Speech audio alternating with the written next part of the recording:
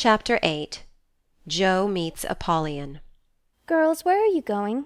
Asked Amy, coming into their room one Saturday afternoon, and finding them getting ready to go out with an air of secrecy which excited her curiosity. "Never mind, little girls shouldn't ask questions," returned Joe sharply. Now if there is anything mortifying to our feelings when we are young, it is to be told that, and to be bidden to "run away, dear," is still more trying to us. Amy bridled up at this insult, and determined to find out the secret if she teased for an hour. Turning to Meg, who never refused her anything very long, she said coaxingly, Do tell me. I should think you might let me go too, for Beth is fussing over her piano, and I haven't got anything to do, and I'm so lonely. I can't, dear, because you aren't invited, began Meg, but Joe broke in impatiently. "Now, Meg, be quiet, or you will spoil it all. You can't go, Amy, so don't be a baby and whine about it." You're going somewhere with Laurie, I know you are. You were whispering and laughing together on the sofa last night, and you stopped when I came in. Aren't you going with him? "Yes, we are. Now do be still and stop bothering." Amy held her tongue, but used her eyes, and saw Meg slip a fan into her pocket. I know. You're going to the theatre to see the Seven Castles. She cried, adding resolutely, And I shall go, for Mother said I might see it, and I've got my rag money, and it was mean not to tell me in time. Just listen to me a minute and be a good child. said Meg soothingly. Mother doesn't wish you to go this week, because your eyes are not well enough yet to bear the light of this fairy piece. Next week you can go with Beth and Hannah and have a nice time. I don't like that half as well as going with you and Laurie. Please let me. I've been sick with this cold so long and shut up. I'm dying for some fun. Do, Meg. I'll be ever so good. Pleaded Amy, looking as pathetic as she could. Suppose we take her. I don't believe Mother would mind if we bundle her up well, began Meg. "If she goes, I shan't, and if I don't, Laurie won't like it, and it will be very rude after he invited only us to go and drag Amy in. I should think she'd hate to poke herself where she isn't wanted," said Joe crossly, for she disliked the trouble of overseeing a fidgety child when she wanted to enjoy herself. Her tone and manner angered Amy, who began to put on her boots, saying in her most aggravating way, I shall go. Meg says I may, and if I pay for myself, Laurie hasn't anything to do with it. "You can't sit with us, for our seats are reserved, and you mustn't sit alone, so Laurie will give you his place, and that will spoil our pleasure. Or he'll get another seat for you, and that isn't proper when you weren't asked. You shan't stir a step, so you may just stay where you are," scolded Joe, crosser than ever, having just pricked her finger in her hurry. Sitting on the floor with one boot on, Amy began to cry and Meg to reason with her, when Laurie called from below, and the two girls hurried down, leaving their sister wailing. For now and then she forgot her grown-up ways and acted like a spoiled child. Just as the party was setting out, Amy called over the banisters in a threatening tone.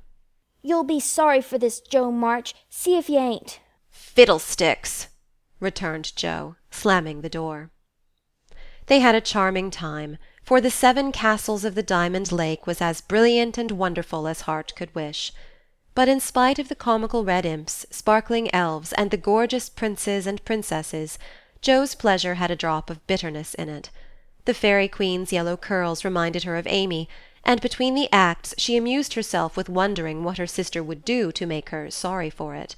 She and Amy had had many lively skirmishes in the course of their lives, for both had quick tempers and were apt to be violent when fairly roused. Amy teased Joe, and Joe irritated Amy, and semi-occasional explosions occurred, of which both were much ashamed afterward. Although the oldest, Joe had the least self-control, and had hard times trying to curb the fiery spirit which was continually getting her into trouble. Her anger never lasted long, and having humbly confessed her fault, she sincerely repented and tried to do better. Her sisters used to say that they rather liked to get Joe into a fury, because she was such an angel afterward. Poor Joe tried desperately to be good, but her bosom enemy was always ready to flame up and defeat her, and it took years of patient effort to subdue it. When they got home they found Amy reading in the parlour. She assumed an injured air as they came in, never lifted her eyes from her book or asked a single question. Perhaps curiosity might have conquered resentment if Beth had not been there to inquire and receive a glowing description of the play. On going up to put away her best hat, Jo's first look was toward the bureau, for in their last quarrel Amy had soothed her feelings by turning Jo's top drawer upside down on the floor. Everything was in its place, however, and after a hasty glance into her various closets, bags, and boxes, Jo decided that Amy had forgiven and forgotten her wrongs. There Jo was mistaken, for next day she made a discovery which produced a tempest. Meg, Beth, and Amy were sitting together late in the afternoon when Jo burst into the room, looking excited and demanding breathlessly, "Has anyone taken my book?" Meg and Beth said, No. No. at once, and looked surprised. Amy poked the fire and said nothing. Jo saw her colour rise and was down upon her in a minute. "Amy, you've got it!" No, I haven't. "You know where it is, then?" No, I don't. "That's a fib!" cried Jo, taking her by the shoulders and looking fierce enough to frighten a much braver child than Amy. It isn't. I haven't got it, don't know where it is now, and don't care. "You know something about it, and you'd better tell at once, or I'll make you!" And Jo gave her a slight shake. Scold as much as you like, you'll never see your silly old book again. Cried Amy, getting excited in her turn. "Why not?" I burned it up. "What? My little book I was so fond of and worked over and meant to finish before father got home? Have you really burned it?" said Jo, turning very pale, while her eyes kindled and her hands clutched Amy nervously. I told you I'd make you pay for being so cross yesterday, and I have, so— Amy got no farther, for Jo's hot temper mastered her, and she shook Amy till her teeth chattered in her head, crying in a passion of grief and anger, "You wicked, wicked girl! I never can write it again, and I'll never forgive you as long as I live!" Meg flew to rescue Amy, and Beth to pacify Jo, but Jo was quite beside herself, and with a parting box on her sister's ear, she rushed out of the room up to the old sofa in the garret, and finished her fight alone.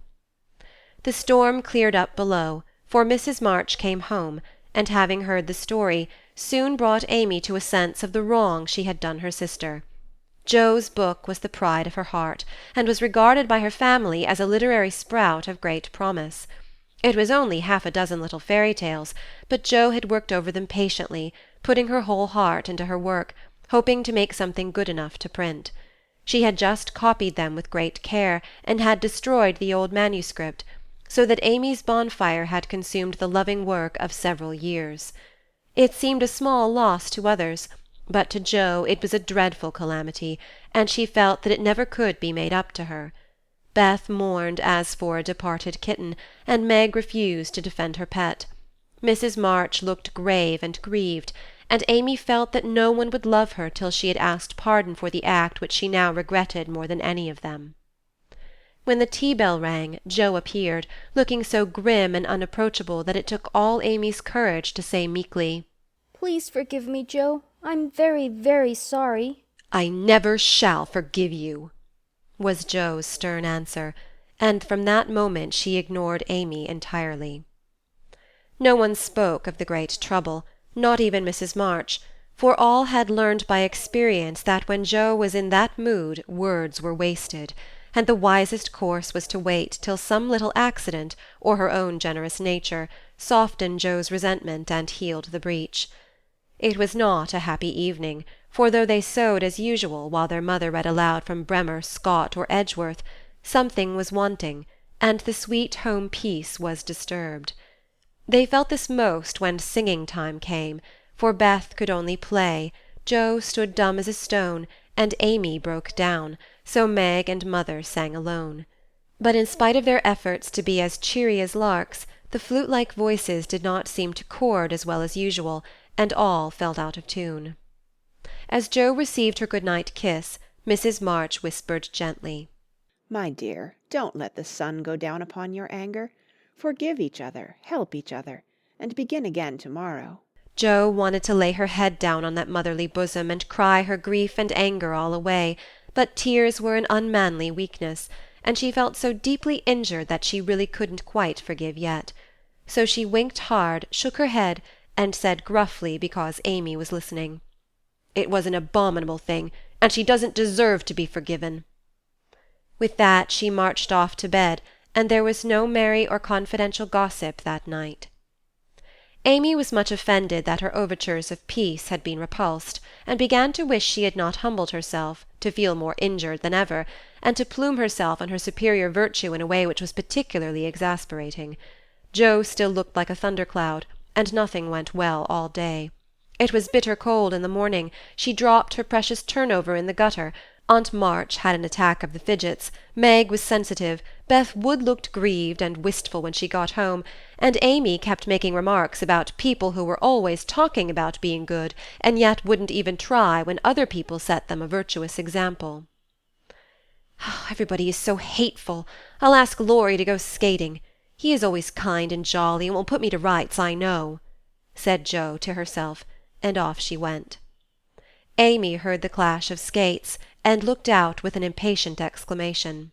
There! She promised I should go next time, for this is the last ice we shall have, but it's no use to ask such a crosspatch to take me. Don't say that. You were very naughty, and it is hard to forgive the loss of her precious little book. But I think she might do it now, and I guess she will if you try her at the right minute," said Meg. "Go after them. Don't say anything till Joe has got good-natured with Laurie. Then take a quiet minute and just kiss her or do some kind thing, and I'm sure she'll be friends again with all her heart." "I'll try," said Amy, for the advice suited her, and after a flurry to get ready, she ran after the friends, who were just disappearing over the hill. It was not far to the river, but both were ready before Amy reached them. Joe saw her coming and turned her back. Laurie did not see, for he was carefully skating along the shore, sounding the ice, for a warm spell had preceded the cold snap. "I'll go on to the first bend and see if it's all right before we begin to race," Amy heard him say as he shot away, looking like a young Russian in his fur-trimmed coat and cap.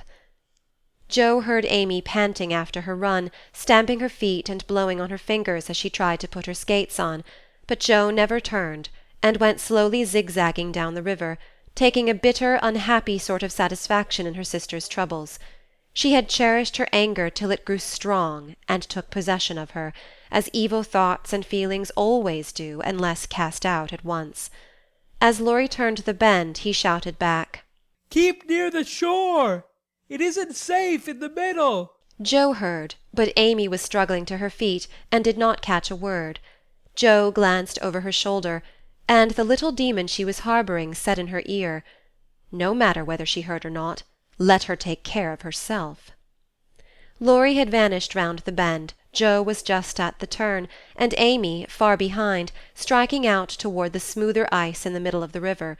For a minute Joe stood still with a strange feeling in her heart, then she resolved to go on, but something held and turned her round, just in time to see Amy throw up her hands and go down, with a sudden crash of rotten ice, the splash of water, and a cry that made Joe's heart stand still with fear. She tried to call Laurie, but her voice was gone. She tried to rush forward, but her feet seemed to have no strength in them, and for a second she could only stand motionless, staring with a terror-stricken face at the little blue hood above the black water. Something rushed swiftly by her, and Laurie's voice cried out, "Bring a rail! Quick! Quick!" How she did it she never knew, but for the next few minutes she worked as if possessed, blindly obeying Laurie, who was quite self-possessed, and lying flat, held Amy up by his arm and hockey-stick till Joe dragged a rail from the fence, and together they got the child out, more frightened than hurt. "Now then we must walk her home as fast as we can. Pile our things on her while I get off these confounded skates," cried Laurie, wrapping his coat round Amy, and tugging away at the straps which never seemed so intricate before. Shivering, dripping, and crying, they got Amy home, and after an exciting time of it, she fell asleep, rolled in blankets before a hot fire. During the bustle Joe had scarcely spoken, but flown about, looking pale and wild, with her things half off, her dress torn, and her hands cut and bruised by ice and rails and refractory buckles. When Amy was comfortably asleep, the house quiet, and Mrs. March sitting by the bed, She called Joe to her and began to bind up the hurt hands. "Are you sure she is safe?" whispered Joe, looking remorsefully at the golden head, which might have been swept away from her sight forever under the treacherous ice. "Quite safe, dear. She is not hurt, and won't even take cold, I think. You were so sensible in covering and getting her home quickly," replied her mother cheerfully. "Laurie did it all. I only let her go. Mother, if she should die, it would be my fault." And Joe dropped down beside the bed in a passion of penitent tears, telling all that had happened, bitterly condemning her hardness of heart, and sobbing out her gratitude for being spared the heavy punishment which might have come upon her. "It's my dreadful temper. I try to cure it, I think I have, and then it breaks out worse than ever. Oh, mother, what shall I do? What shall I do?" cried poor Joe in despair. "Watch and pray, dear. Never get tired of trying, and never think it is impossible to conquer your fault," said Mrs. March, drawing the blowsy head to her shoulder and kissing the wet cheek so tenderly that Joe cried even harder. "You don't know. You can't guess how bad it is. It seems as if I could do anything when I'm in a passion. I get so savage I could hurt anyone and enjoy it. I'm afraid I shall do something dreadful some day and spoil my life and make everybody hate me. Oh, mother, help me, do help me." "I will, my child, I will. Don't cry so bitterly, but remember this day, and resolve with all your soul that you will never know another like it. Joe, dear, we all have our temptations, some far greater than yours, and it often takes us all our lives to conquer them. You think your temper is the worst in the world, but mine used to be just like it." "Yours, mother? Why, you were never angry." And for the moment Joe forgot remorse in surprise. "I've been trying to cure it for 40 years, and have only succeeded in controlling it. I am angry nearly every day of my life, Joe, but I have learned not to show it, and I still hope to learn not to feel it, though it may take me another 40 years to do so." The patience and humility of the face she loved so well was a better lesson to Joe than the wisest lecture, the sharpest reproof. She felt comforted at once by the sympathy and confidence given her. The knowledge that her mother had a fault like hers, and tried to mend it, made her own easier to bear, and strengthened her resolution to cure it, though 40 years seemed rather a long time to watch and pray to a girl of 15. "Mother, are you angry when you fold your lips tight together and go out of the room sometimes, when Aunt March scolds you or people worry you?" asked Joe, feeling nearer and dearer to her mother than ever before. "Yes, I've learned to check the hasty words that rise to my lips, and when I feel that they mean to break out against my will, I just go away for a minute and give myself a little shake for being so weak and wicked," answered Mrs. March with a sigh and smile, as she smoothed and fastened up Joe's dishevelled hair. "How did you learn to keep still? That is what troubles me, for the sharp words fly out before I know what I'm about, and the more I say, the worse I get, till it's a pleasure to hurt people's feelings and say dreadful things. Tell me how you do it, Marmee dear." "My good mother used to help me." "As you do us," interrupted Joe, with a grateful kiss. "But I lost her when I was a little older than you are, and for years had to struggle on alone, for I was too proud to confess my weakness to anyone else. I had a hard time, Joe, and shed a good many bitter tears over my failures, for in spite of my efforts I never seemed to get on. Then your father came, and I was so happy that I found it easy to be good. But by and by, when I had 4 little daughters round me, and we were poor, then the old trouble began again, for I am not patient by nature, and it tried me very much to see my children wanting anything." Poor mother! What helped you then? "Your father, Joe.